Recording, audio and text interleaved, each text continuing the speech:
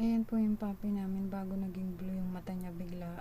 Sobrang nag-worry ako kaya nag-search ako ng gamot na pwede dyan. Tapos sinabayan ko na ng ilang vitamins. Tapos ayun, mga 2 araw na siya napatakan dyan. Yan po, mga 4 na araw na po siya.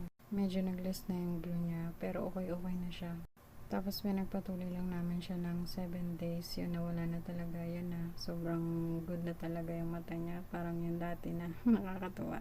Kala talaga namin mabubulag na talaga siya. So, yun, happy na kami ngayon kasi okay na siya.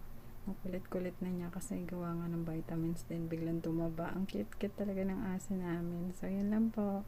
Pag naging ganyan din po yung situation ng aso nyo, yan, try nyo po yung gamot na tinry namin. Very, very helpful po talaga siya.